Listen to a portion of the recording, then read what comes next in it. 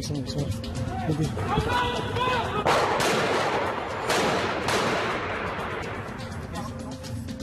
Bonsoir et bienvenue à tous dans cette édition spéciale du journal de 20 h consacrée à l'attentat le plus meurtrier que la France ait connu depuis plus de 50 ans. 2 hommes armés ont tué ce matin 12 personnes et fait au moins 11 blessés dans les locaux du journal satirique Charlie Hebdo.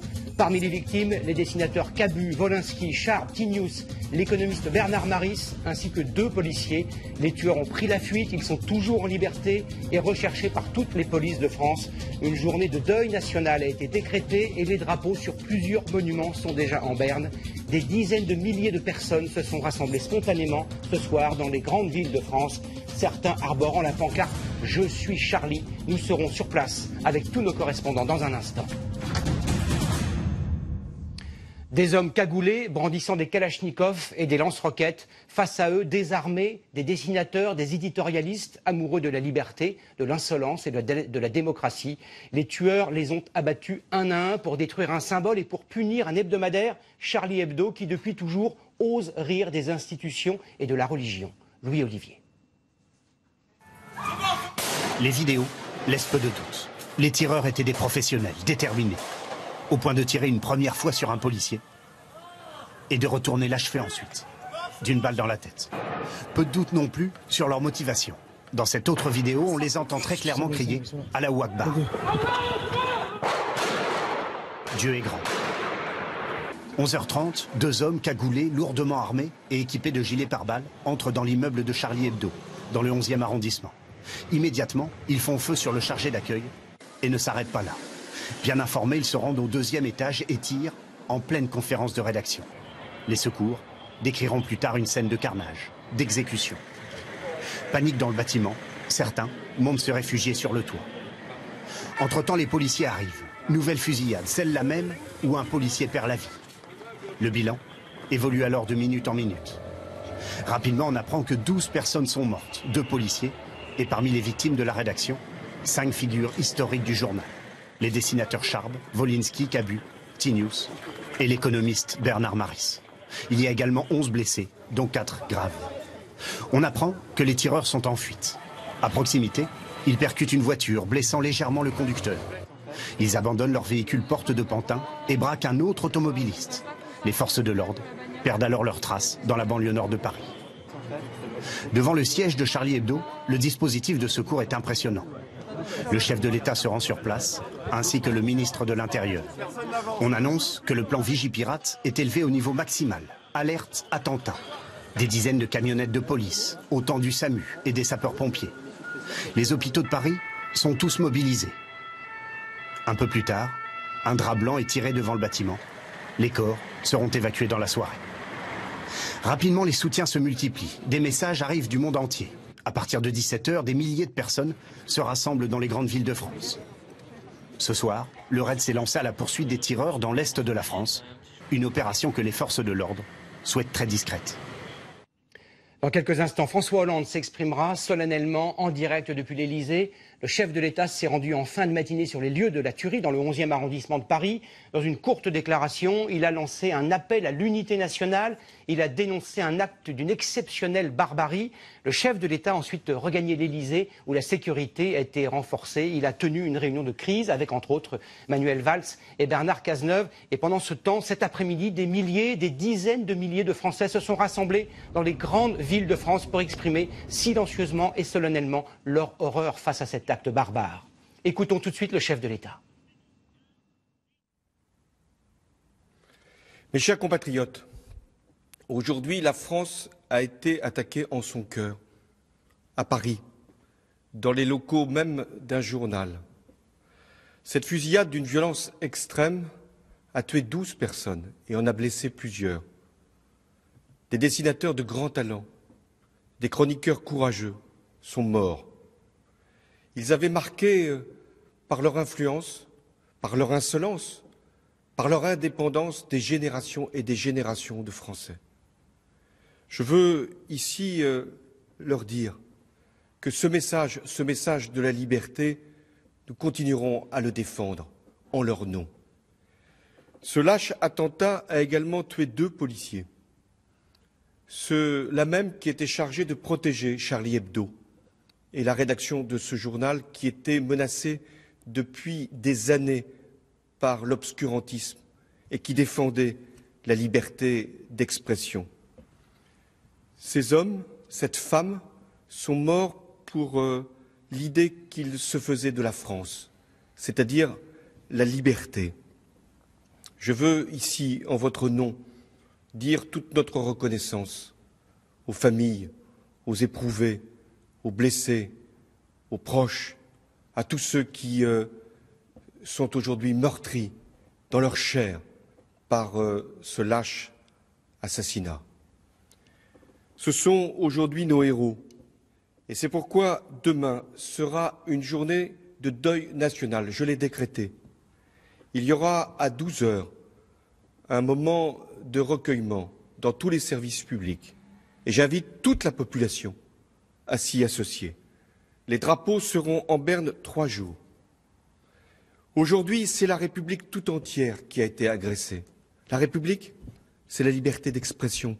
La République, c'est la culture, c'est la création, c'est le pluralisme, c'est la démocratie. C'est ça qui a été visé par les assassins.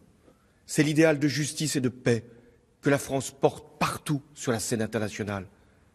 Et ce message de paix, de tolérance que nous défendons aussi à travers nos soldats pour lutter contre le terrorisme et le fondamentalisme.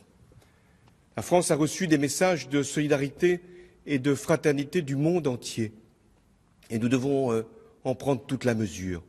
Nous devons répondre à la hauteur du crime qui nous frappe. D'abord, en recherchant les auteurs de cette infamie et de faire en sorte qu'ils puissent être arrêtés, puis ensuite jugés et punis très sévèrement.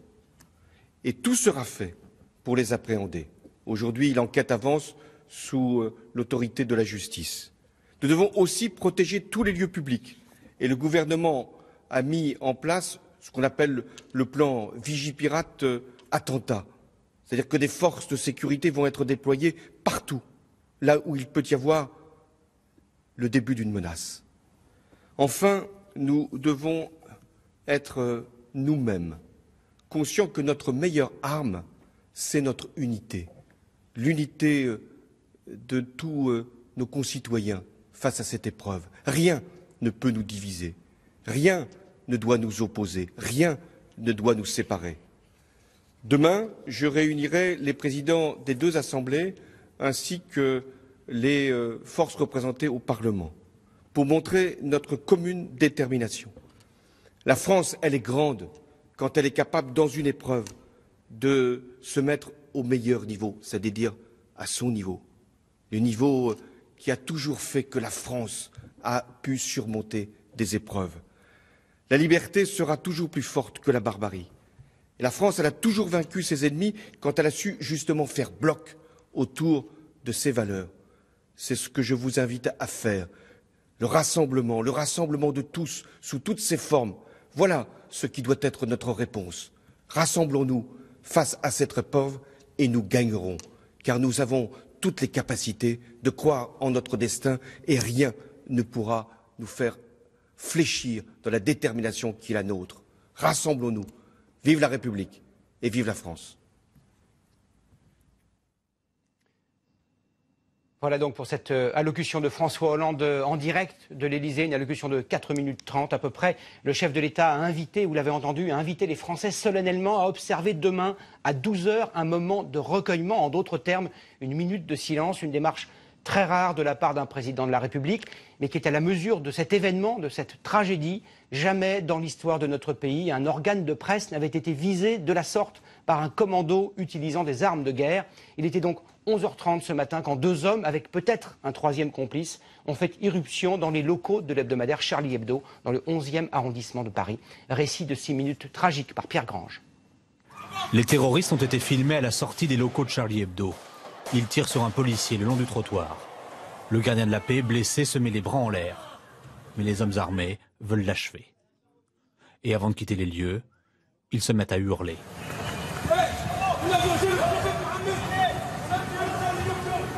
Les terroristes prennent la fuite avant l'arrivée des secours et des renforts de police. En sortant, il y a eu une fusillade avec des collègues. On a un collègue qui est presque entre la vie et la mort. Et on a aussi 2 autres collègues qui sont légèrement blessés. L'attentat visait le journal satirique Charlie Hebdo. Il savait que le mercredi matin se déroule la conférence de rédaction en présence de tous les journalistes emblématiques. Les terroristes entrent par une entrée dérobée du bâtiment, où ils croisent la factrice et un voisin, à qui ils demandent où se trouve Charlie Hebdo. À l'intérieur du bâtiment, ils tuent un agent de maintenance, se dirigent vers le 2e étage, et là un voisin témoigne.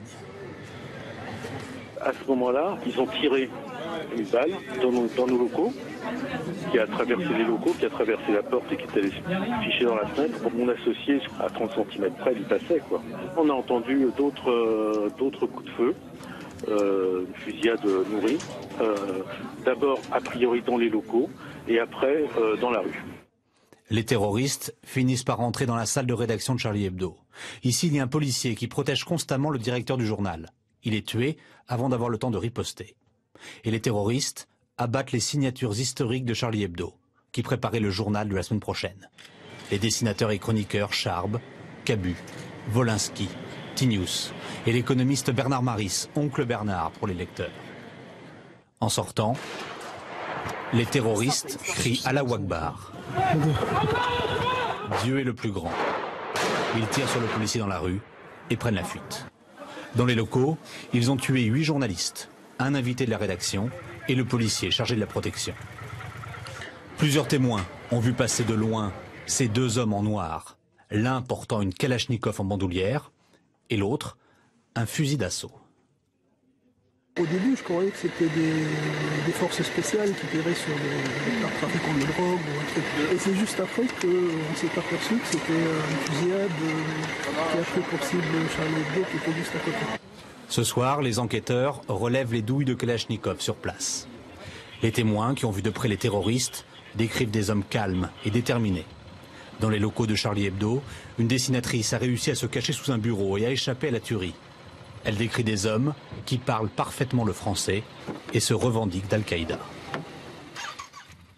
Et près de 9 heures après cette attaque meurtrière, les auteurs de l'attentat sont toujours en fuite. Ils ont changé plusieurs fois de voiture. Ils ont sans doute quitté Paris. 3000 membres des forces de l'ordre sont actuellement à leur recherche. Guillaume Debray. C'est à bord de cette Citroën C3 noire que les assaillants prennent la fuite. Ils viennent froidement d'exécuter un policier devant le 52 boulevard Richard Lenoir, à quelques dizaines de mètres seulement des locaux de Charlie Hebdo. S'engage alors une course-poursuite à travers Paris. Les hommes remontent le boulevard Richard Lenoir en direction du nord. À vive allure, ils débouchent sur la place du colonel Fabien. Les mises en cause, au nombre de 3, poursuivaient leur route vers le nord de Paris et percutaient violemment un véhicule Volkswagen Touran, place du colonel Fabien, dans le 19e arrondissement, blessant la conductrice. Les assaillants ne s'arrêtent pas et continuent leur route jusqu'à la rue de Meaux. Là, ils abandonnent leur voiture, qu'ils laissent au milieu de la chaussée et sortent armés. Le frère de cet habitant tombe nez à nez avec les assaillants. Par crainte de représailles, il n'a pas voulu témoigner à visage découvert. Il a vu tout simplement 2 personnes débarquer en voiture qui ont lâché la voiture contre des bites qui étaient sur un trottoir et qui ont braqué un vieux qui était juste derrière, une Clio apparemment. Donc ils sont descendus avec ses calaches et ils ont demandé de prendre la voiture. Il a demandé s'il pouvait récupérer son chien, ils ont dit d'accord et ils sont partis avec la voiture. Ils étaient cagoulés? Non, ils n'avaient plus de cagoule à ce moment-là. Ils lui ont paru calmes? Oui, très calme, très serein. Ils sont arrivés, ils ont demandé gentiment, même limite poliment, ce que disait le témoin, celui à qui on a volé la voiture, on lui a demandé poliment de sortir de la voiture. Et il a demandé à son tour poliment de reprendre son chien, ce qu'on lui a permis de faire. Et ils sont partis avec sa voiture, sans mettre de coups, sans tirer, sans rien faire. Rapidement, les policiers arrivent sur les lieux. La voiture a été analysée par les enquêteurs de la police judiciaire. Ce jeune a eu le temps de prendre des photos à l'intérieur de la voiture. On y voit notamment un chargeur d'armes automatique laissé par les assaillants. J'ai vu en dessous le siège passager avant un chargeur de Kalachnikov qui était plein et un porte-étui, un étui de flingue tout simplement, et à l'arrière, sur la banquette arrière, des sacs de sport. Donc il y a eu des impacts de balles côté droit de la voiture, un sur chaque portière. Apparemment, il y a un impact de balles qui est entrant et un qui est sortant lors des échanges de tirs qu'il y a eu avec la police. À bord de la Clio blanche qu'ils viennent de braquer, les assaillants prennent la fuite vers la porte de Pantin, puis vraisemblablement vers Villepinte. La police perd alors leurs traces. Dans la ville de Pantin, le raid a mené une opération. Ils ont fouillé un appartement que les assaillants auraient occupé pendant quelques temps, ce qui laisse penser que les policiers connaissent maintenant l'identité des tueurs. Les recherches se concentrent maintenant dans l'est de la France, où des barrages de police ont été érigés. Voilà, Guillaume Debré le mentionnait il y a un instant, les recherches s'orientent vers l'est du pays. Bonsoir Thibault Malandrin, vous êtes en direct avec nous de Reims. De nombreuses rumeurs, par définition invérifiables, ont circulé quant au lieu où pourraient se trouver les tueurs. Mais les enquêteurs disposent peut-être d'une information sérieuse puisque les hommes du raid ont été déployés à Reims où vous vous trouvez avec nous ce soir. Effectivement, Gilles, selon nos informations, l'un des terroristes est originaire de Reims. Les hommes du raid sont partis dès le milieu de l'après-midi depuis Paris pour rejoindre cette ville. D'ailleurs, pendant plusieurs kilomètres sur l'autoroute A4, nous avons pu les suivre. D'autres hommes du raid devraient arriver dans la soirée. L'objectif, c'est bien évidemment de mener des perquisitions au domicile de cet homme, tenter d'en savoir plus sur son profil, sur son parcours, mais également son portrait, qui il est, des proches de cette personne vont également être auditionnés dans la soirée et dans la nuit. Vous l'imaginez bien, tout comme leurs collègues franciliens, l'ensemble des policiers de la Marne sont mobilisés sur cette enquête. Les policiers, mais également les gendarmes, car selon nos informations, des hélicoptères de la gendarmerie nationale ont été prépositionnés tout autour de Reims et pourront décoller en cas de besoin. Merci beaucoup Thibault Malandrin en direct de Reims. Sachez qu'un numéro vert a été mis en place afin de permettre aux témoins éventuels de transmettre toute information utile pouvant mener à l'identification et à la localisation des terroristes. Il s'agit du 08 05 02 17 17. Cette attaque terroriste a fait, on l'a dit, 12 morts, mais aussi 11 blessés, dont 4 en situation d'urgence. En d'autres termes, leur vie est en grand danger. Toutes ont été évacuées vers plusieurs hôpitaux parisiens. Reportage sur place de Marie Croxel et Olivier Sandbach. Évacués avec d'infinies précautions, un premier blessé est pris en charge par les équipes du SAMU et des pompiers de Paris, arrivés sur place en nombre. Des plaies à la tête, au thorax, 11 blessés au total, dont 4 dans un état grave. Certains ont reçu des balles très proches des zones vitales. Sur place, quelques minutes après la tuerie, l'urgentiste Gérald Kirzek témoigne. Ce sont des blessures de guerre. Moi, j'ai jamais vu ça dans ma carrière d'urgentiste. C'est-à-dire qu'on est préparé, on est formé, on est rodé, mais en termes d'exercice de catastrophe et de guerre. Mais pas pour le vivre dans la réalité. Donc c'est vraiment le type de blessure à l'arme lourde, très délabrante et très impressionnante et avec un pronostic vital engagé. Les blessés ont aussitôt été évacués vers les hôpitaux les plus adaptés à ce type de traumatisme. La Pitié-Salpêtrière, l'hôpital Georges Pompidou et l'hôpital militaire de Percy, dont aucune information ne filtre. L'Hôtel-Dieu accueille un autre type de victimes, les impliqués comme on les appelle. Ceux qui ont assisté à ces scènes d'une violence extrême et nécessitent un accompagnement médico-psychologique. Ils ont reçu en fin d'après-midi la visite discrète du président de la République. François Hollande s'est entretenu une demi-heure avec eux avant de quitter l'hôpital. Plusieurs personnes ayant assisté à cette série d'assassinats ont été évidemment traumatisées. Elles sont ce soir dans une cellule de soutien psychologique à l'Hôtel-Dieu à Paris. Bonsoir Gwenaëlle Bellec, vous êtes sur place. Que s'est-il passé ces dernières heures ? Nous avons assisté à l'arrivée, Gilles, de personnes extrêmement choquées qui ont donc accepté d'être prises en charge et d'être soutenues ici à l'Hôtel-Dieu dans l'après-midi. Il s'agit donc de personnes impliquées qui ne sont pas blessées mais qui ont été témoins à des degrés divers de la fusillade. Il y a bien sûr des journalistes de Charlie Hebdo qui ont assisté à l'impensable. Certains sont en état de sidération. Il y a aussi d'autres journalistes, d'autres témoins qui travaillaient dans une société de production en face de Charlie Hebdo. Et puis également reçus ici pour être écoutés, une écoute active par des psychologues, des psychiatres. Certains proches des victimes, en tout 70 personnes, 70 personnes ont été entendues. Toutes sont reparties sans faire de commentaires.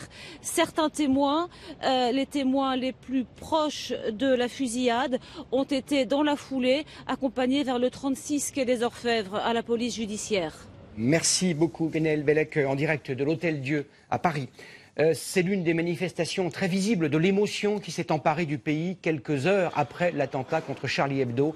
Les drapeaux ont été mis en berne sur de très nombreux sites officiels. C'est le cas, vous l'avez vu il y a un instant, sur ces images au Palais de l'Élysée et sur le toit de l'Assemblée nationale à Paris, mais aussi, et vous le voyez également, sur de très nombreuses communes, comme ici sur le toit de l'hôtel de ville de Limoges. Autre signe de cette émotion et de cette solidarité affichée avec Charlie Hebdo, vous le voyez depuis le début de ce journal, en bas à droite de votre écran, ce logo « Je suis Charlie ». Il est devenu depuis quelques heures un signe de ralliement sur les réseaux sociaux en hommage aux victimes de cet attentat. Et nous avons choisi, nous aussi, de nous associer en affichant à notre tour ces quelques mots symboliques dont nous reparlerons d'ailleurs avant la fin de cette édition. Dans les heures qui ont suivi cet attentat, un élan de solidarité s'est formé spontanément bien au-delà de nos frontières. Des manifestations de soutien au journal et d'hommage aux victimes ont été organisées partout dans le monde, à Berlin, à Madrid, à Bruxelles, mais aussi dans plus d'une vingtaine de villes de France. Commentaire d'Isabelle Marie avec nos équipes en région. Il est à peine 16h30, place de la République à Paris, et déjà beaucoup de monde, et la foule qui grossit à mesure que la nuit tombe. Le siège de Charlie Hebdo est à quelques rues juste derrière, toujours inaccessible, sous protection policière.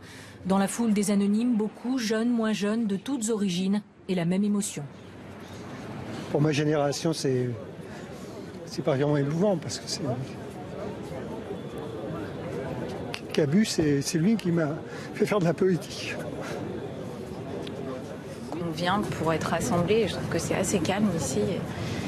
Et je trouve ça assez... il y a pas mal d'émotions ici, voilà. Une foule silencieuse et quelques visages connus. Il faut, malgré le choc, être attentif à défendre les valeurs qui étaient celles de ceux qui sont morts ce matin et qui n'auraient jamais dû mourir de cette façon, c'est une évidence. Ce soir, je voudrais vraiment dire à quel point il ne faut absolument pas faire l'amalgame entre ces fous furieux, organisés malgré tout, hein, attention, et les musulmans de France qui ce soir sont les premiers dans la peine. Ne pas faire d'amalgame est pour la presse comme pour les humoristes un devoir supplémentaire, résister. C'est pas eux qui feront taire la presse, sa liberté, ni qui abattront les valeurs de la République et notamment de l'envie qu'on a de tous vivre ensemble. C'est une façon d'en rire plutôt que d'en pleurer, notre métier. Et c'est la politesse du désespoir, comme on dit.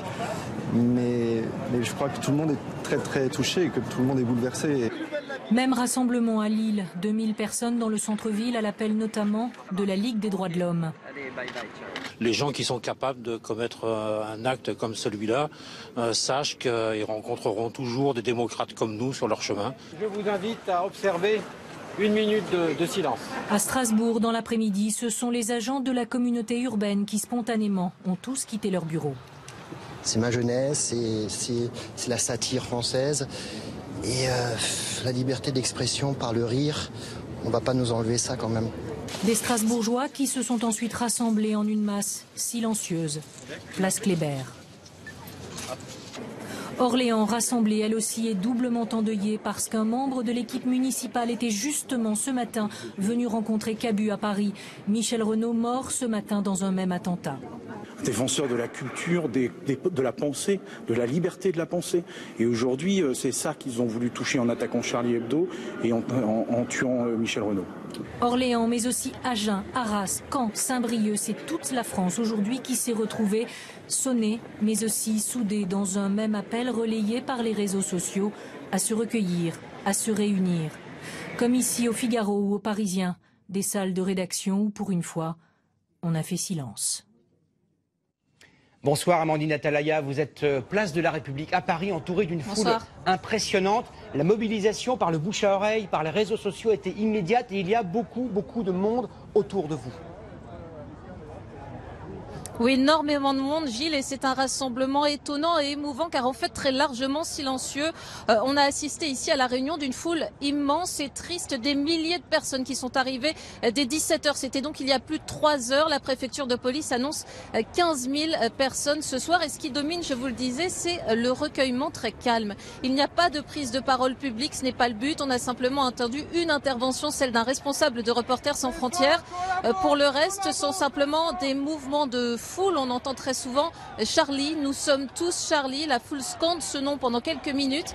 Liberté d'expression, cela est revenu très souvent aussi. Et puis parfois des applaudissements tout simplement qui durent 2 minutes, 3 minutes. Il y a aussi eu des lâchers de ballons et puis beaucoup de personnes venues avec des bougies. Ces personnes, ce sont surtout des Parisiens. Il y a aussi des humoristes dont certains ont annulé ce soir leur spectacle pour être présents. Plusieurs grands patrons de presse, plusieurs hommes politiques aussi qui errent un peu perdus d'ailleurs dans cette foule immense et très compacte. Et à voir autour de moi d'ailleurs le monde qui afflue encore ce soir, eh bien on se dit que ce rassemblement va se poursuivre certainement encore plusieurs heures. Merci beaucoup Amandine Atalaya en direct de la place de la République à Paris. Ce qui était visé par cet attentat, c'était la liberté de la presse, l'irrévérence, l'indépendance à l'égard de tous les pouvoirs. C'était la ligne rédactionnelle de ce journal. Charlie Hebdo, le numéro 1177 est sorti dans les kiosques ce matin. Et comme chaque semaine, il surfe avec un humour grinçant sur l'actualité, en l'occurrence la parution du tout dernier roman de Michel Houellebecq. Et puis, page 7, on découvre ce dessin signé Charb, le directeur de la publication, assassiné ce matin. Il se savait depuis de longs mois menacé et il préférait en rire. Toujours pas d'attentat terroriste, dit la légende. Attendez, répond un tueur armé d'une Kalachnikov. On a jusqu'à fin janvier pour présenter ses vœux. Voilà donc pour l'humour de Charb. Charb qui expliquait ce qu'était l'esprit Charlie Hebdo, le fils de mai 68, de la liberté et de l'insolence, disait-il. Cet esprit, cette impertinence a été incarnée dès l'origine par les caricaturistes de la rédaction. Plusieurs d'entre eux sont morts ce matin. Ils étaient parmi les plus célèbres de France. Leur portrait, signé Sylviane Mondet, Lilia Blaise et Elisabeth Tran. Cabu, Charb, Tinius, Wolinski, 4 journalistes caricaturistes de haute volée qui dessinaient dans toute la presse française. 4 observateurs irrévérencieux de l'actualité qui avaient pour seule arme un crayon, de l'humour et beaucoup de courage. Charb, 43 ans, était le patron de Charlie Hebdo. Cette semaine, dans son journal, il signait ce dessin particulièrement prémonitoire. Charb, de son vrai nom Stéphane Charbonnier, provocateur, frondeur, volontiers politique, a toujours affirmé qu'il n'avait pas peur des extrémistes, trop peu nombreux en France, disait-il, pour être dangereux. C'est déjà céder aux extrémistes que d'accepter leurs règles du jeu. C'est-à-dire qu'on s'arme de notre côté ou qu'on se protège de notre côté, comme eux vivent comme des paranoïaques. Moi, j'ai absolument pas envie de vivre comme un paranoïaque. Cabu, 76 ans, fou de jazz, toujours un crayon à la main, nous laisse 30 000 dessins. Un dessin, disait-il, c'est un fusil à un coup. Visage familier avec sa coupe au bol et son air d'éternel adolescent, pourfendeur de la bêtise nationale, des travers de son époque, il avait inventé la figure du beauf, français râleur, chauvin et borné.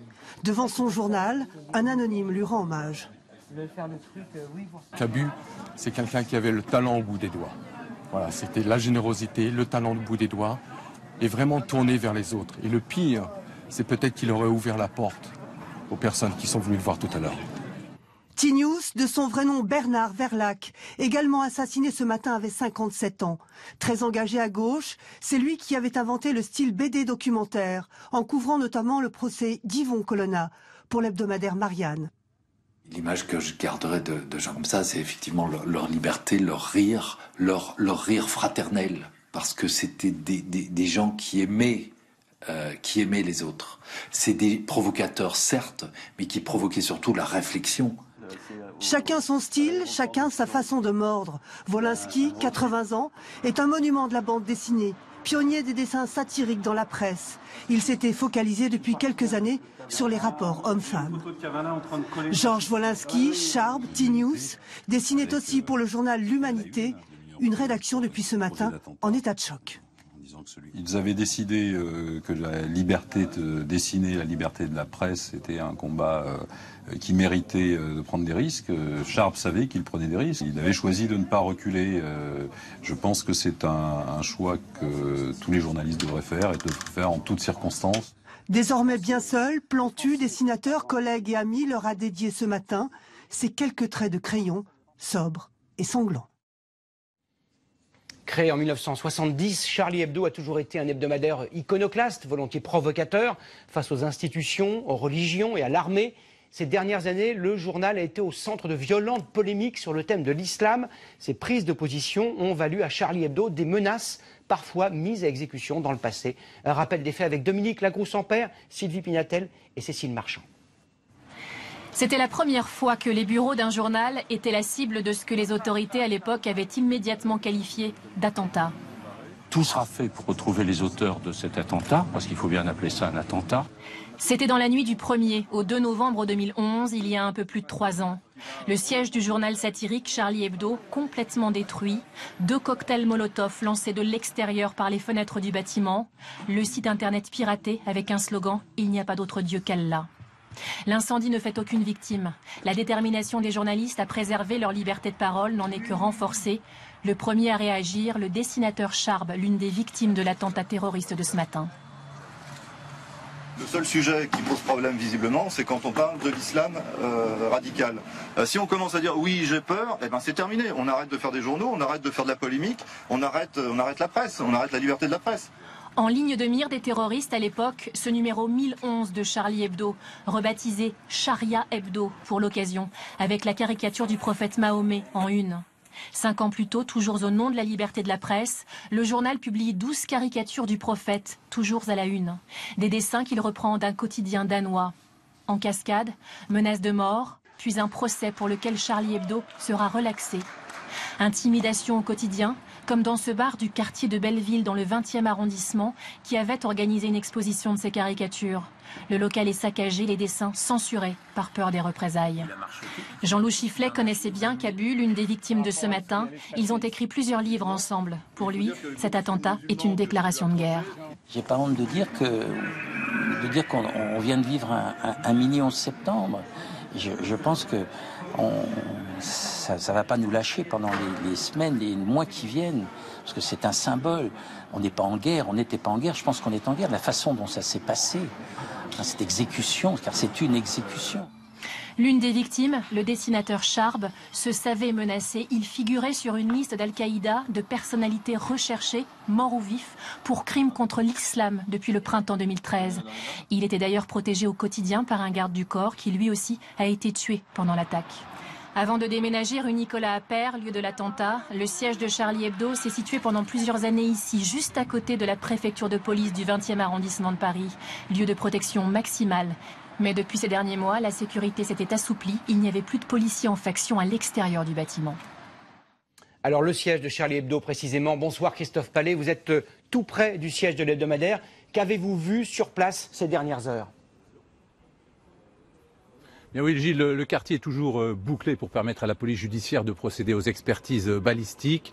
Des véhicules mortuaires attendent de pouvoir évacuer d'un instant à l'autre les corps de plusieurs victimes. Alors, le quartier a été profondément bouleversé par cet attentat. Des enfants étaient chez eux en ce mercredi et ont donc entendu, voire assisté à une partie de cette fusillade. Nous avons croisé leurs parents qui sont rentrés en catastrophe pour pouvoir les rassurer. On a également rencontré des riverains particulièrement émus de savoir qu'on s'en était pris à ces dessinateurs qu'ils croisaient parfois dans leur quartier. Des lecteurs de Charlie Hebdo sont également venus leur rendre hommage. Une cellule d'aide médico-psychologique avait été mise en place ici jusqu'en milieu d'après-midi. Depuis, les personnes les plus choquées ont été évacuées, vous l'avez entendu, vers des hôpitaux parisiens. Mais le plus troublant, selon plusieurs témoins, c'est le sang-froid et la détermination dont ont fait preuve les auteurs de cette tuerie. Merci beaucoup Christophe Pallet, tout près du siège de Charlie Hebdo dans le 11e arrondissement de Paris. On l'a dit, cet attentat n'a pour le moment pas été revendiqué. L'enquête peut toutefois s'appuyer sur de nombreux témoignages et sur des vidéos, vous en avez vu quelques-unes, des vidéos tournées par des voisins. Ces éléments fournissent de précieux indices sur le mode opératoire des terroristes, leur détermination et leur violence. Benjamin Dard. Combien sont-ils? À l'image, on distingue 2 individus, mais certains témoins parlent de 3 hommes. Que sait-on de ces personnes? C'est une attaque préparée par des individus très déterminés. Entièrement habillés de noir, cagoulés, vêtus d'un gilet pare-balles. L'arme est du Kalachnikov, l'autre d'un fusil à pompe. Des allures de commando. L'attaque n'a rien d'improvisé. Ces hommes ne sont pas des kamikazes décidés à mourir sur place, dans une attaque suicide.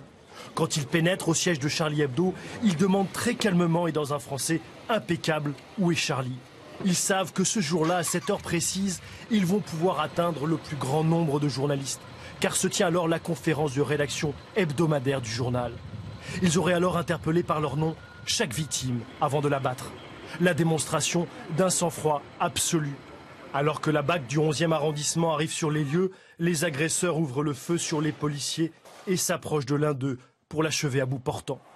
Ils prennent ensuite la fuite sans trahir aucune panique. Et avant de monter en voiture, l'un des agresseurs prend même le temps de ramasser une basket. Ont-ils une revendication? Seule signature pour l'instant, ce cri distinct que l'on entend quand ils sortent de Charlie Hebdo. Allahu Akbar, Dieu est le plus grand. Puis quelques instants plus tard, cette fois en français, on a vengé le prophète Mohammed, suivi de cette formule glaçante. On a tué Charlie Hebdo. Voilà, nous étions il y a quelques instants, il y a 5 minutes environ, avec Amandine Atalaya, place de la République à Paris, et on a appris il y a un instant qu'officiellement, d'après un décompte officiel, plus de 35 000 personnes s'étaient réunies à Paris ce soir. 15 000 personnes se sont également réunies ce soir à Lyon, et les chiffres ne cessent d'augmenter de minute en minute. Et sur ce plateau, vous les avez sans doute aperçus, reconnus. Christophe Jacubizine, bonsoir. Vous dirigez le service politique de TF1. Michel Scott, notre spécialiste de politique internationale. Et vous, Pierre Baretti, vous êtes notre spécialiste des affaires de police. Ce qui frappe dans cet attentat, avant de revenir avec vous, Christophe Jacubizine et Michel Scott, ce qui frappe dans cet attentat, c'est que, contrairement à ce qui se passait dans les années 80 ou 90, ce n'est pas une foule anonyme qui était visée par une bombe, mais des individus clairement identifiés par les terroristes. Oui, vous avez raison, nous sommes passés en 30 ans en France d'un attentat aveugle à un assassinat purement ciblé. 83, 87, 95, c'est le DC-10 du T1, moyen de transport, ou bien le magasin Tati, ou encore le métro Saint-Michel. Et là, effectivement, les attentats visent seulement une chose, avec des clous, de la poudre noire, très artisanale. Il faut tuer le maximum de gens dans une foule, effectivement, indistincte. Les réseaux sont à l'époque visibles, prévisibles, repérables. Et puis avec l'Internet, tout change. Désormais, les terroristes prévoient l'utilisation des images. Alors, ils choisissent le lieu et l'heure, ça a été le cas de Charlie Hebdo, et ils privilégient une cible symbolique. Ça peut être un policier, un journaliste, un militaire. Ce matin, c'est une rédaction qui a été froidement exécutée par des tueurs très entrés qui ont tous le profil de Mohamed Merah. C'est ce que disent les enquêteurs ce soir. Merci beaucoup Pierre Baretti pour cet éclairage. Sachez que le Conseil du culte musulman a très rapidement condamné dans un communiqué, je le cite, un acte barbare contre la démocratie et la liberté de la presse. Le président de cette instance, qui représente les 3,5 millions de musulmans qui vivent en France, s'est rendu sur les lieux du drame. Frédéric Agnès, Didier Guyot et Sébastien Pouquet ont rencontré des membres de cette communauté musulmane profondément choqués par cet attentat. Spontanément, il s'est rendu sur les lieux de l'attentat. À lui seul, Dali Boubaker représente des millions de musulmans indignés. Nous condamnons, au nom de tous les musulmans, ce qui vient de se passer. Le crime est affreux et un crime est un crime. Et il est inutile de rajouter par-dessus une connotation religieuse que nous dénonçons absolument, afin qu'il n'y ait aucun amalgame avec ma religion. Sur place, le recteur de la mosquée de Paris retrouve l'imam de Drancy, venu lui aussi combattre les amalgames et condamner le terrorisme. Ce sont des barbares qui arrachent des vies comme ça, de cette manière. La France, ça fait des années qu'elle est ciblée. Depuis qu'aussi le voile intégral, l'interdiction de voile intégral, l'ACMIS ont menacé la France. Après, il y a Daesh, tout ce monde-là. Un acte terroriste, certainement pas religieux. Dans le quartier de la Guillotière à Lyon, le même rejet de l'amalgame. Rares sont ceux qui ont accepté de parler devant notre caméra, mais tous nous ont rappelé l'essence de l'islam. L'islam, c'est la paix. L'islam, c'est la fraternité. L'islam, c'est tout ce qui se passe, ça n'a rien à voir avec l'islam. Des réactions partout en France, comme ici également à Marseille, où la manifestation est avant tout citoyenne. Dans la foule, les musulmans se disent salis par les mots prononcés par les terroristes. Il y a des mots qui ont été prononcés qui nous font mal, Allahu Akbar, et qui portent préjudice à toute la communauté musulmane. Nous sommes là pour dire que ces gens-là, ils ne font pas partie de nous. C'est pas comme ça qu'on conçoit le vivre ensemble. Je suis venu exprimer ma solidarité d'abord avec les familles des victimes et ma solidarité pour notre société qui doit rester libre et, je dirais, et solidaire. Solidarité, unité, citoyenneté, justice. Pour tous ceux qui nous ont parlé aujourd'hui, ce sont là les seules armes capables de répondre au terrorisme. Une heure après cette attaque, le gouvernement a décidé de renforcer le plan Vigipirate en Ile-de-France. Il a été porté au niveau alerte attentat, c'est l'échelon le plus élevé. Il n'avait plus été atteint depuis mars 2012. À l'époque, l'ennemi public numéro 1 s'appelait Mohamed Merah. Que signifie ce renforcement du plan Vigipirate? Que va-t-il changer concrètement dans la vie quotidienne des 12 millions de franciliens? Les détails avec Olivier Santiki. Après l'attentat, les locaux des médias ont été les premiers à bénéficier d'une protection. Gilets pare-balles et armes automatiques à l'épaule, les policiers se sont installés de manière dissuasive devant les entrées, notamment de Libération et de BFM déjà visés par des attaques au cours de l'année écoulée. Devant les écoles et centres de loisirs, pas de force de l'ordre. Mais les académies de Paris, Créteil et Versailles ont suspendu toutes les activités et sorties hors des établissements. Certains affichent encore la signalétique vigilance, en vigueur jusqu'à la mi-journée. Mais dès le début d'après-midi, la cellule interministérielle de crise, sous l'autorité du Premier ministre, a décrété le passage au niveau alerte attentat du plan Vigipirate, pour l'Île-de-France uniquement. C'est la phase la plus élevée du dispositif antiterroriste français, activé une seule fois en mars 2012 en Midi-Pyrénées, lors des tueries perpétrées par Mohamed Merah. Grands rassemblements et stationnements près des écoles interdits, contrôle systématique dans les zones sensibles, multiplication des patrouilles sur les sites touristiques, les lieux de culte et dans les transports. Aujourd'hui, le ministère de la Défense a envoyé des renforts, 150 hommes et femmes de Fréjus et surtout de Douai. Nous avons reçu l'ordre de nous déployer dans des délais assez brefs sur Paris pour renforcer un dispositif déjà important par une unité complémentaire qui va agir avec les forces de police et de gendarmerie aux ordres de la préfecture de police. Ces personnels vont s'ajouter aux 450 déjà déployés à Paris et pour lesquels toutes les périodes de repos ont été annulées. Le ministère de l'Intérieur a de son côté ajouté 500 CRS et gendarmes mobiles à ses effectifs, peut-être pour accroître la surveillance dans le quartier parisien des grands magasins, où la présence policière était ce soir extrêmement discrète. Et après François Hollande, Manuel Valls s'est rendu lui aussi cet après-midi dans le 11e arrondissement, au siège de Charlie Hebdo, ainsi qu'au commissariat où travaillait l'un des 2 policiers tués dans l'attaque. Écoutez la réaction du Premier ministre. La France a été touchée dans son cœur. Chaque Français aujourd'hui est touché, horrifié. La seule chose que nous pouvons leur dire, c'est que nous ferons tout, et c'est ça l'essentiel de la tâche des forces de l'ordre, sous l'autorité de la justice, d'appréhender ces individus.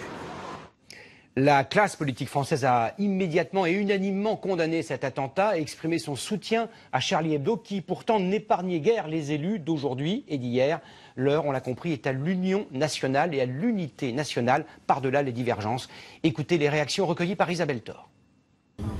On est tous anéantis. C'est un carnage, ça a été un massacre. Là, c'est la liberté et la République qui sont visés directement.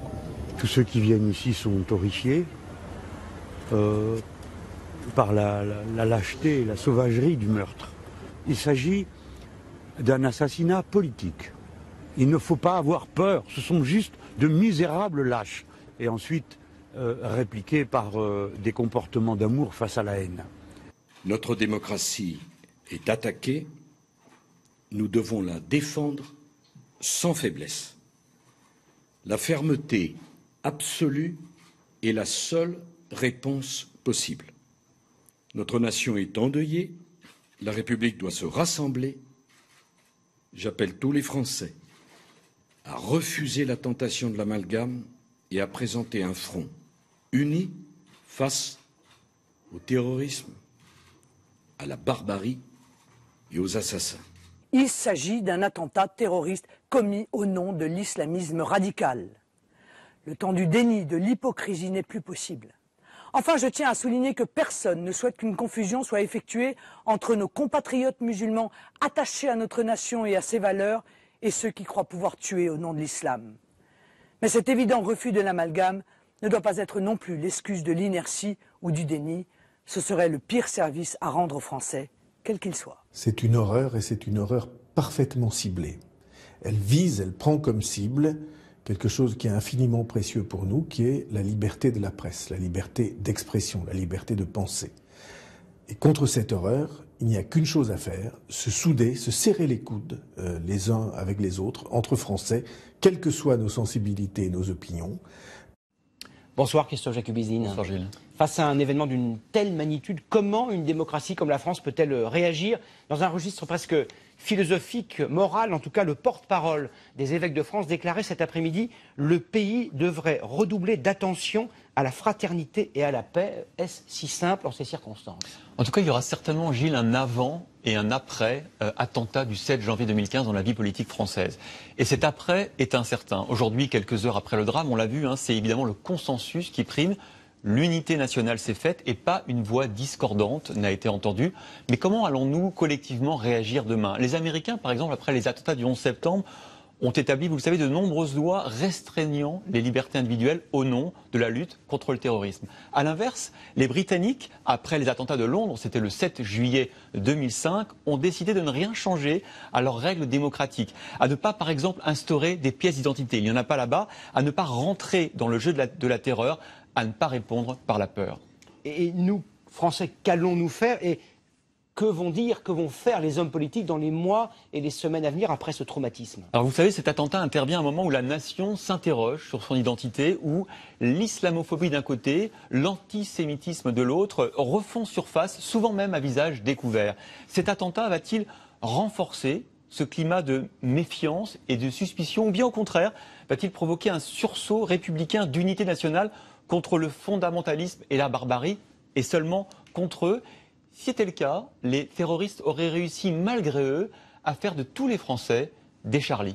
Merci beaucoup Christophe Jacubizine pour cette analyse. Et puis ce chiffre qui confirme ce que vous disiez il y a un instant, on l'a appris officiellement, plus de 100 000 personnes, 100 000 manifestants pour la plupart silencieux, se sont rassemblés dans toute la France, dans les plus grandes villes de France. Ce qui nous amène tout de suite à Lyon, retrouver en direct Jean-Marie Delot. Nous le disions tout à l'heure, la mobilisation et l'émotion ont été très grandes. Jean-Marie, le chiffre officiel que nous tenons de la préfecture fait état de 15 000 personnes rassemblées à Lyon. Dans quel état d'esprit était-elle?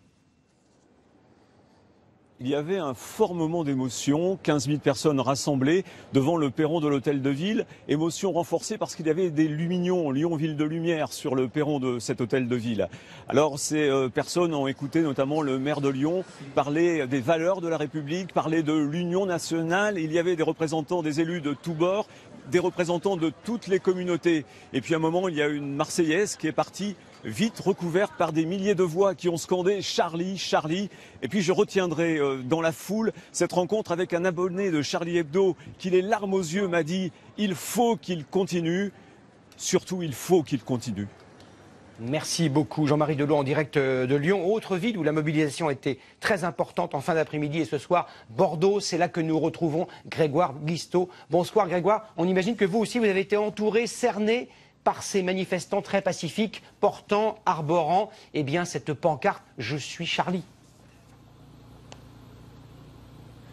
Oui Gilles, et ce qui a étonné ici, c'est la mobilisation extrêmement rapide des Bordelais, d'ordinaire peu démonstratif. Alors, à 14 h, un appel est lancé sur le site internet du club de la presse locale et à 17 h, 4 à 6 000 personnes affluent sur le parvis des droits de l'homme. Alors qui sont-ils? Eh bien tout simplement des lecteurs ou pas de Charlie Hebdo, beaucoup de jeunes, des salariés qui ont tout simplement quitté leur poste pour venir montrer leur émotion, pour venir montrer qu'ils sont choqués par toute cette barbarie qu'ils ont vue tout au long de l'après-midi à la télévision ou sur les sites internet. Alors il y a eu une minute de silence, puis de longs applaudissements qui ont clos ce moment de recueillement pour les victimes. Une jeune fille nous confiait « Je suis ici, car en touchant à notre démocratie, il nous touche en plein cœur ». Merci beaucoup Grégoire Guisteau, près de la rue Sainte-Catherine à Bordeaux. Depuis plus de 2 ans, les services antiterroristes français ont déjoué 6 attentats, au moins 6 attentats majeurs et procédé à plus d'1 millier d'arrestations. Ces services sont confrontés à des cellules très discrètes qui se développent sur fond de djihad en Syrie. Qui sont et comment fonctionnent ces réseaux djihadistes? Les explications de Pierre Baretti. Strasbourg, quartier de la Méno. Le raid vient d'interpeller ce matin-là 11 personnes âgées de 20 à 30 ans. Un groupe revenant de Syrie. C'est une cellule djihadiste parmi tant d'autres en France. Aujourd'hui, l'enquête devient numérique. Portable et clé USB saisie dévoilent généralement un réseau, le redessine et confirme des écoutes. Depuis août 2013, la DGSI, le renseignement intérieur, a évité 5 attentats majeurs en France. Les cellules djihadistes sont indépendantes. Toutes les personnes interpellées vont s'entraîner en Irak ou en Syrie avant de revenir commettre sur ordre un attentat, seul ou en groupe. Déjà, en octobre 2012, 6 mois après l'affaire Mera, entre Cannes, Torcy et Strasbourg, 2 attentats sont évités de justesse. Poudre noire, cocotte minute, clou, tout était prêt. Puis un nouveau semestre s'écoule, à Marignane cette fois. Le raid arrête 2 hommes confectionnant du TATP, un explosif surpuissant, dévastateur. Ils s'entraînaient à fabriquer des explosifs sur fond d'une radicalisation djihadiste, d'une glorification de Mohamed Merah et finalement d'une volonté affirmée de passer à l'acte. Autre exemple ensuite, suivi par les enquêteurs français, Hakim Ben Lagdem, franco-algérien, est finalement tué par les policiers belges. Il projetait de se retrancher chez lui avec cet équipement identique à celui de Mohamed Merah. Pour Jean-Louis Bruguière, l'ancien juge antiterroriste, l'Internet a démultiplié l'effet djihad. Aujourd'hui, on a changé le monde, je veux dire, sur le plan de la menace, à la fois avec l'effet Irak-Syrie et Internet. On est devant quasiment un phénomène de tsunami, je veux dire, d'une vague qui va être difficile d'endiguer. Les villes entre guillemets les plus sensibles sont Lille, Paris, Lyon, Strasbourg, Grenoble, Toulouse, Montpellier, Marseille ou Nice. Pourquoi? Parce que dans les grandes villes, le recrutement est plus facile. Les djihadistes interpellés ont entre 20 et 30 ans. 25% sont des femmes, mais pas de catégorie socio-professionnelle type. Pour Jean-Charles Brizard, expert, il existe un trait commun à tous ces groupes. Le point commun pour les djihadistes qui sont recrutés via Internet en particulier, c'est qu'ils sont pour la plupart en rupture identitaire et sociale. Et ce sont des jeunes qui s'agrippent, qui se raccrochent à la religion. Il faut pouvoir détecter bien en amont ces basculements, ces processus de radicalisation. Ce recrutement sur Internet se fait essentiellement à partir d'images détournées de jeux vidéo. Dans 2 villes, Nice et Grenoble, c'est un recruteur-prédicateur qui a attiré des jeunes Français vers l'Irak ou la Syrie. Le financement enfin des cellules djihadistes se fait par de petits vols, des cambriolages, voire même des coups de main à des délinquants de droit commun. Les enquêteurs spécialisés ont une peur, ne pas évaluer suffisamment le risque terroriste quand une personne surveillée n'a pas de casier judiciaire. Pierre Baretti, je me tourne à nouveau vers vous. Ce qui frappe également dans cet attentat, c'est un mélange d'extrême professionnalisme, notamment dans le choix des cibles, dans le choix des victimes, et puis malgré tout, une dose d'amateurisme. Oui, le repérage par exemple effectué sur Charlie Hebdo est extrêmement solide ce matin, mais il y a une erreur grossière. Les 3 tueurs présumés se trompent d'abord de porte. Ensuite, il n'y a plus aucune hésitation. Premièrement, avec leur Kalachnikov, ils tirent coup par coup, c'est-à-dire comme des militaires très entraînés qui veulent éviter d'enrayer leur arme. Deuxièmement, en prenant la fuite, un des tueurs ramasse sa basket perdue, il la ramasse sans paniquer avant de prendre la fuite en voiture. Troisièmement, enfin, le policier de la BAC qui tente de s'interposer est froidement achevé au sol. On ne laisse pas de témoins derrière soi. Quatrièmement, il est possible, selon les enquêteurs, que les terroristes recherchaient aient filmé la scène de leur tuerie afin de la mettre en ligne exactement ce qu'avait fait Mohamed Merah. Merci Pierre Baretti.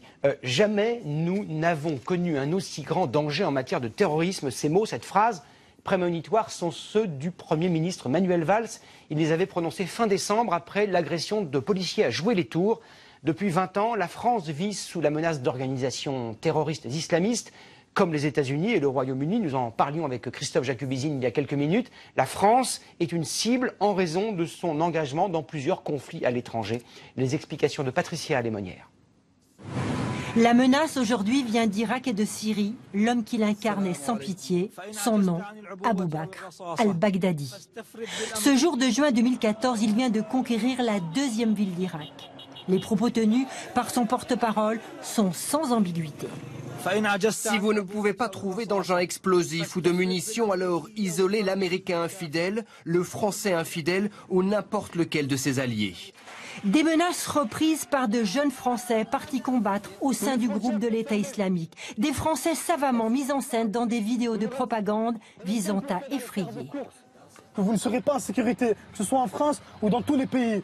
L'appui de l'aviation française à la lutte contre le groupe de l'État islamique en septembre 2014 accroît la menace qui pèse contre la France. En Algérie, au même moment, le guide Hervé Gourdel se fait enlever puis assassiner par un groupe inconnu, se réclamant d'Abou Bakr al-Baghdadi. Dès lors qu'on va s'en prendre à des intérêts français ou à un Français, eh bien, il y aura une visibilité qui va donner à ce groupe une importance et qui va lui permettre d'émerger sur la scène internationale du terrorisme. Avant, il y avait eu Al-Qaïda et l'Afghanistan. En octobre 2001, après le 11 septembre, Paris participe à la traque contre Ben Laden. À plusieurs reprises, le chef d'Al-Qaïda et son bras droit s'en prennent à la France.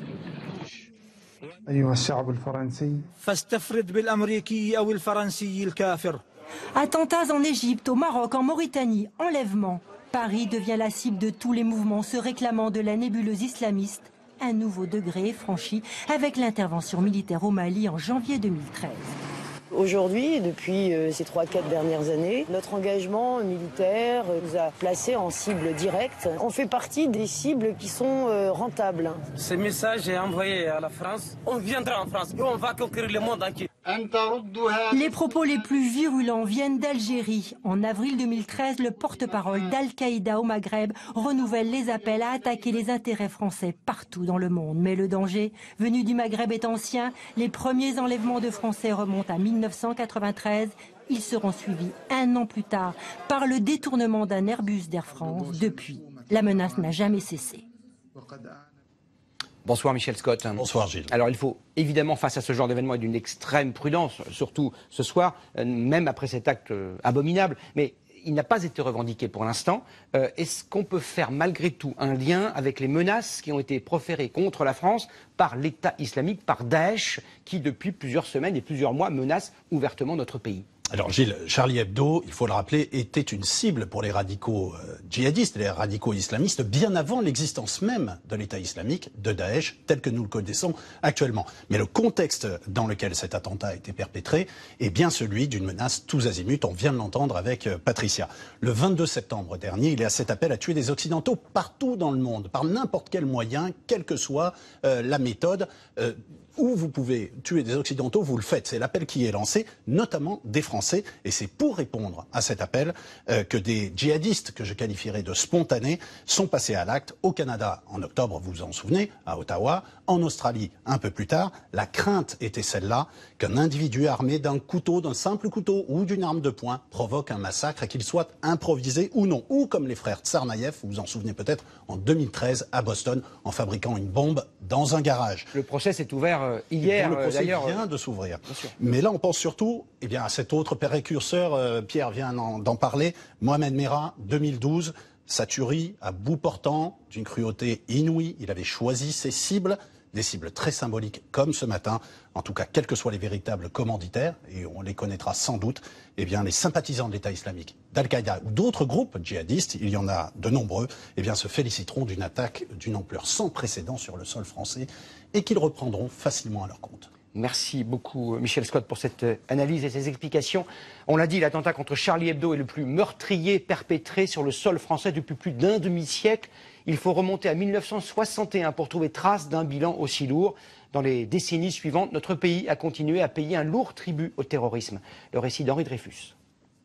15 septembre 1974, l'horreur en plein quartier latin. C'est le premier attentat contre des civils à Paris en temps de paix. Une grenade est lancée à l'intérieur du drugstore Publicis, boulevard Saint-Germain. 2 personnes sont tuées, 34 autres blessées. Le terroriste Carlos reconnaît dans un magazine avoir jeté la grenade avant de se dédire. 40 ans après les faits, en octobre dernier, la justice fait montre de persévérance et décide de le renvoyer devant les assises. Une affaire emblématique des années de plomb, quand les organisations révolutionnaires marxistes mêlaient leur combat à celui de la cause palestinienne.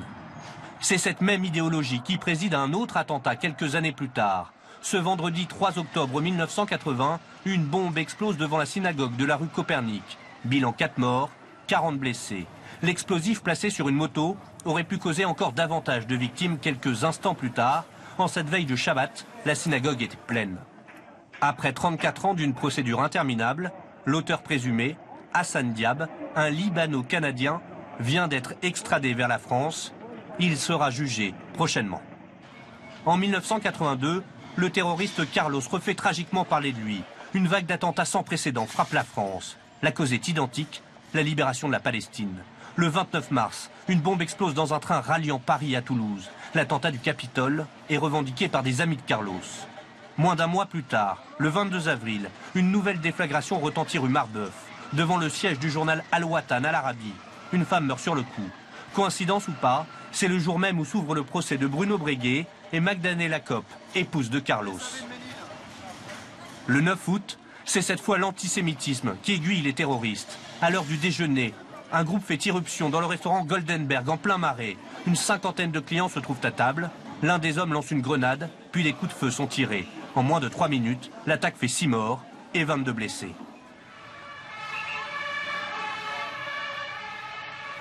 Après une relative accalmie, les années 85 et 86 marquent une nouvelle série infernale. Le mois de septembre 1986 constitue le paroxysme de cette violence. Une dizaine d'attentats en tout, dont celui de la rue de Rennes. 7 morts, l'acte terroriste le plus meurtrier de ce septembre noir.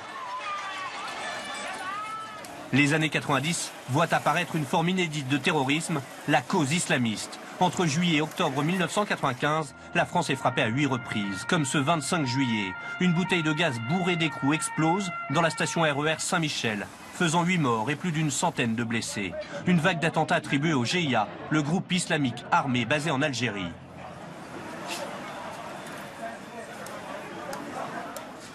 En 2012, un autre djihadiste, français celui-ci, sème la mort. Les 11, 15 et 19 mars, Mohamed Merah tue 7 personnes, 3 militaires, puis 3 enfants et un adulte devant une école juive de Toulouse. Quelques jours après, le tueur au scooter est abattu par le raid. C'était, jusqu'à aujourd'hui, les derniers attentats commis sur notre sol. On l'a dit, selon un décompte officieux réalisé par l'agence France Presse, plus de 100 000 personnes sont descendues dans les rues ce soir en France. Nous retournons tout de suite place de la République à Paris. Amandine Atalaya, vous êtes encore sur place. Vous étiez entourée, on l'a vu tout à l'heure, par une foule venue rendre hommage aux victimes de la tuerie de ce matin. Et cette mobilisation ne devrait pas prendre fin ce soir. Non, puisqu'elle se poursuivra samedi avec une grande marche républicaine à 15h à Paris, à l'appel au départ de 4 partis de gauche, dont le Parti socialiste et les écologistes. Mais en fait, cela ira plus loin, Gilles, puisque le Premier ministre Manuel Valls a appelé Nicolas Sarkozy pour lui demander de participer à cette marche républicaine.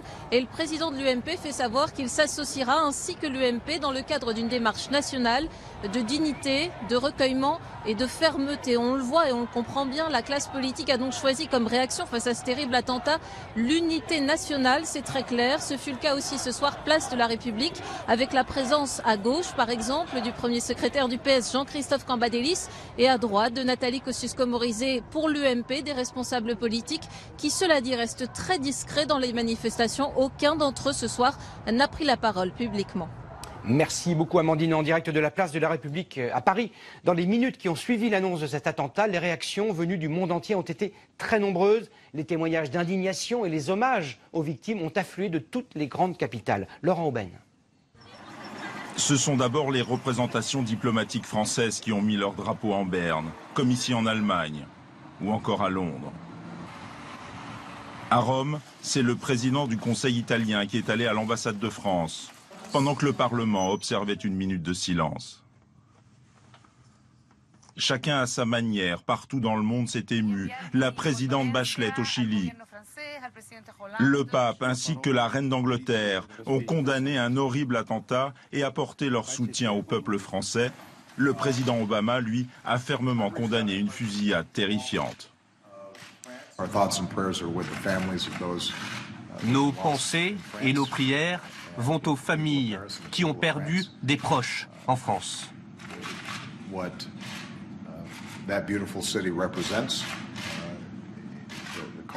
Avec le peuple de Paris, le peuple français, et pour tout ce que cette belle ville représente, cette culture, cette civilisation, qui, quoi qu'il arrive, restera.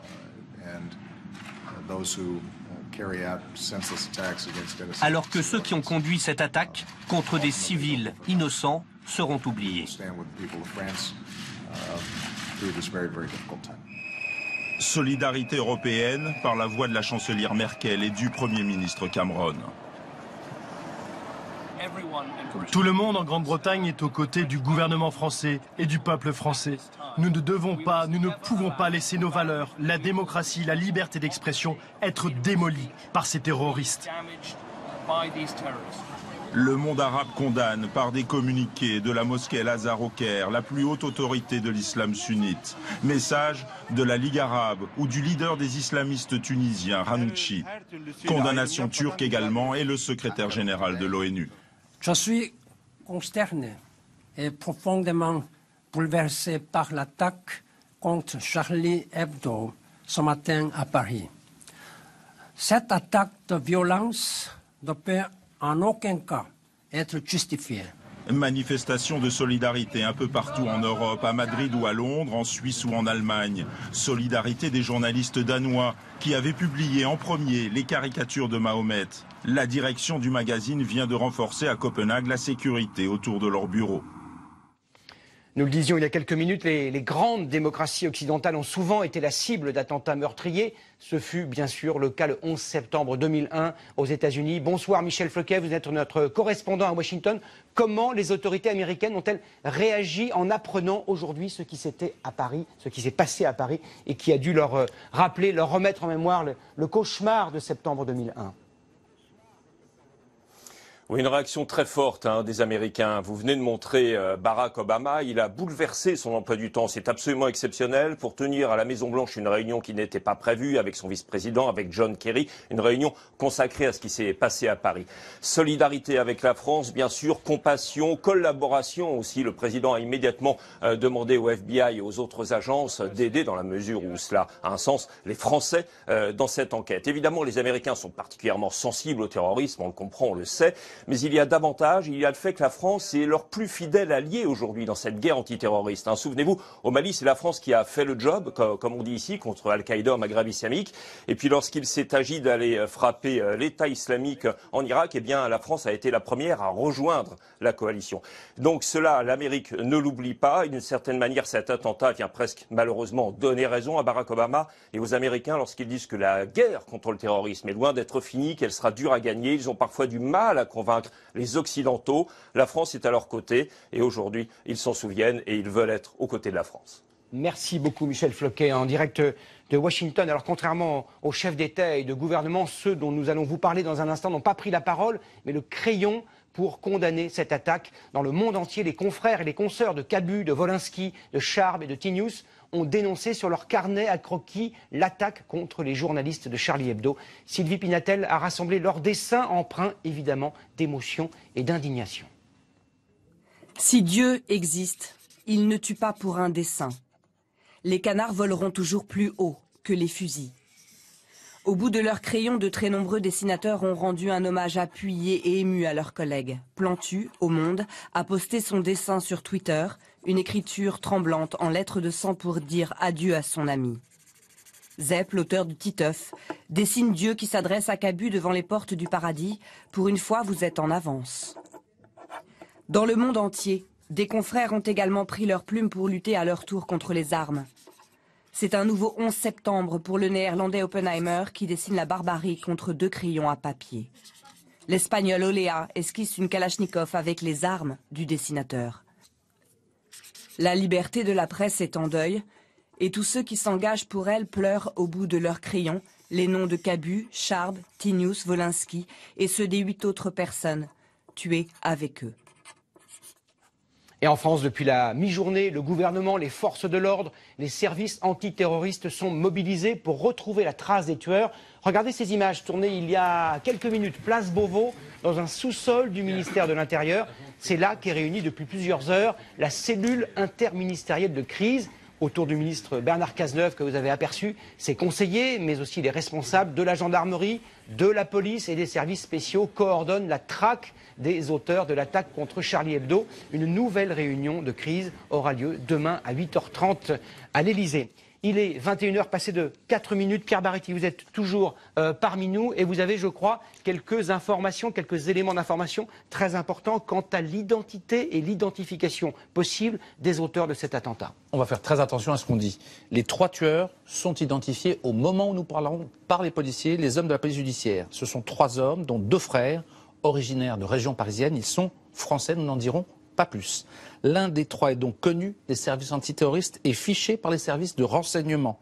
Cela veut-il dire que l'histoire bégaye? Je m'explique, exactement comme avait fait Merah, où l'on avait appris après la mort de Mohamed Merah qu'il avait été suivi et même traité par les services de renseignement à l'époque.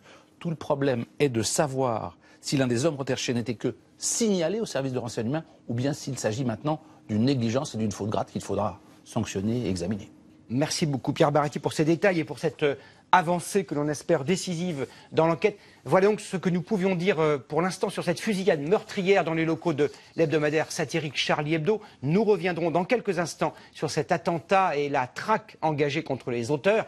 L'actualité en France et à l'étranger est également marquée en ce mercredi par la démission officielle du secrétaire général de la CGT, par le décrochage économique de la France, qui n'est plus que 5e puissance économique mondiale, et par les suites du crash du vol d'Air Asia. Des informations commentées et résumées pour nous par Samira El Gadir.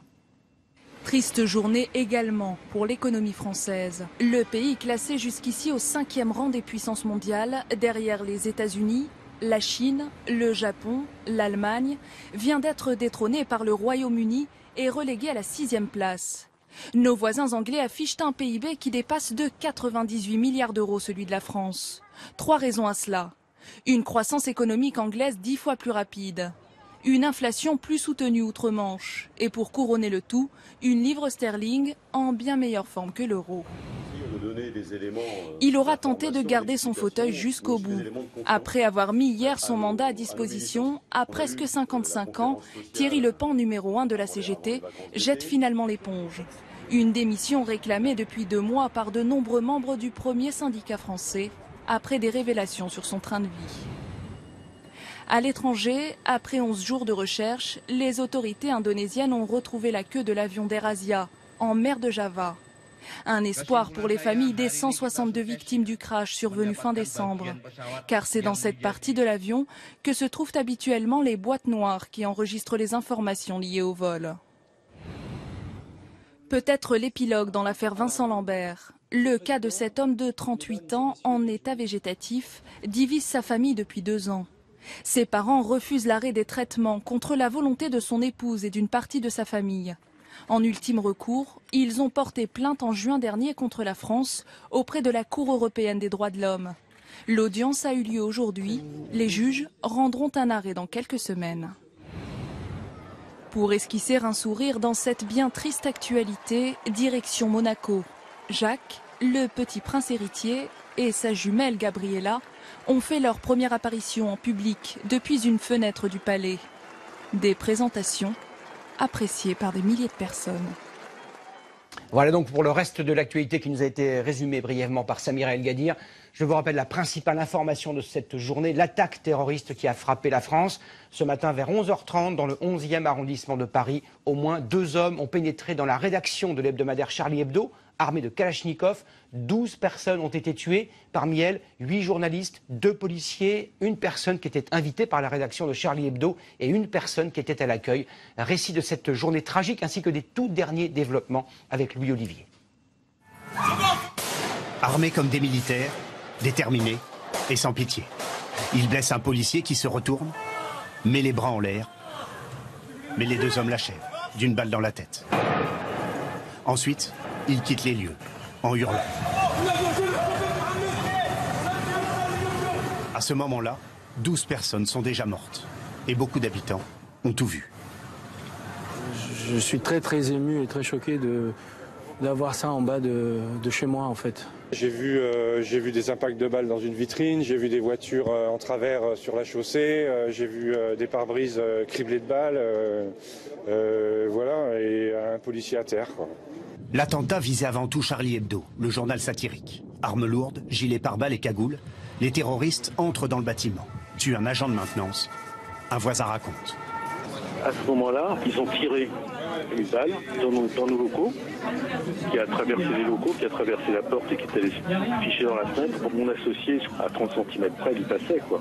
On a entendu d'autres coups de feu. Une fusillade nourrie, d'abord a priori dans les locaux et après dans la rue. Bien informés, ils se rendent ensuite au 2e étage et tirent en pleine conférence de rédaction. Les secours décriront plus tard une scène de carnage, d'exécution. 10 morts dans cette pièce, un invité, un policier chargé de la protection du directeur du journal et 8 journalistes. Parmi eux, de grandes signatures de Charlie Hebdo, les dessinateurs Charb, Cabu, Wolinski, Tinius et l'économiste Bernard Maris. En sortant, les tueurs criaient Allahu Akbar. Dieu est le plus grand. La zone est bouclée. Les enquêteurs relèvent des douilles de Kalachnikov. Entre-temps, les terroristes sont en fuite. Ils percutent une voiture, blessant légèrement le conducteur. Ils abandonnent leur véhicule porte de Pantin et braquent un autre automobiliste. Les forces de l'ordre perdent alors leurs traces dans la banlieue nord de Paris. Les soutiens affluent du monde entier. Les Français, eux, descendent spontanément dans la rue. À 20h, ils étaient 100 000, rassemblés dans toutes les grandes villes de France. Leur slogan, « Je suis Charlie ». Pour ma génération, c'est particulièrement émouvant parce que c'est... Cabu, c'est lui qui m'a fait faire de la politique. Ce soir, le raid est toujours à la poursuite des tireurs. Les 3 hommes auraient été identifiés. Retournons à présent une dernière fois place de la République avec Amandine Atalaya. Cette place, située non loin du siège de Charlie Hebdo, résume à elle seule l'émotion considérable provoquée par cet attentat, on l'a dit, sans précédent depuis plus de 50 ans en France. Amandine. Oui, un mouvement de foule immense ici ce soir, Gilles. Plus que 35 000 personnes au moins étaient réunies. Et puis là, doucement, depuis, disons, un petit quart d'heure, la place commence à se vider. Mais il reste tout de même des milliers de personnes. Et puis les hommes politiques eux aussi sont désormais partis. Alors, ceux qui restent, eh bien, sont derrière moi près de la colonne. Des photos des journalistes ont été installées. Ils sont nombreux à avoir des bougies. Et puis, ils crient toujours ce même slogan, « Nous sommes Charlie ».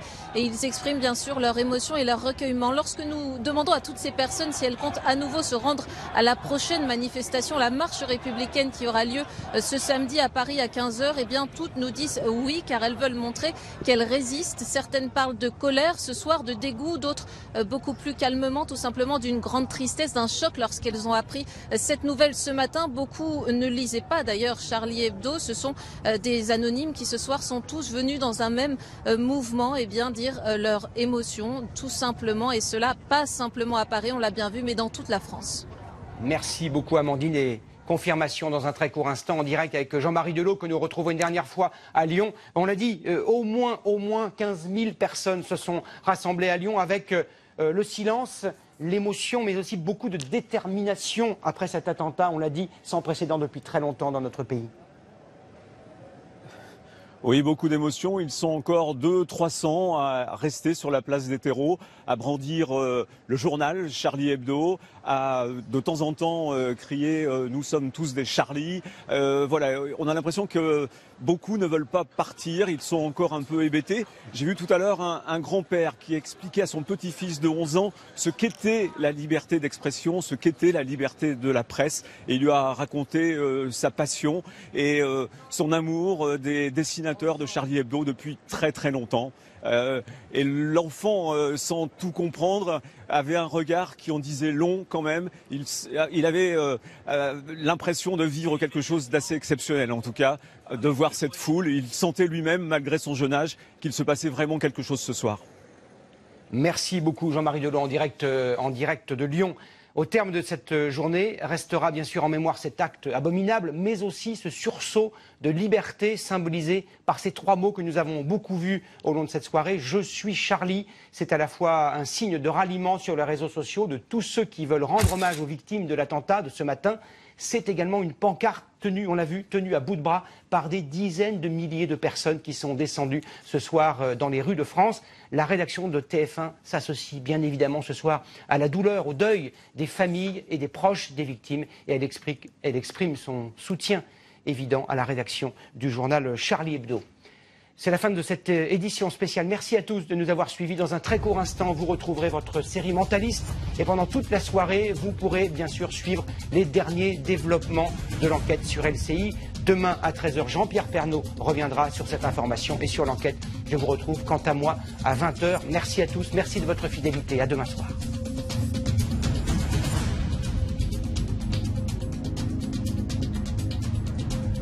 Retrouvez toute l'info sur le site et l'application MyTF1 News.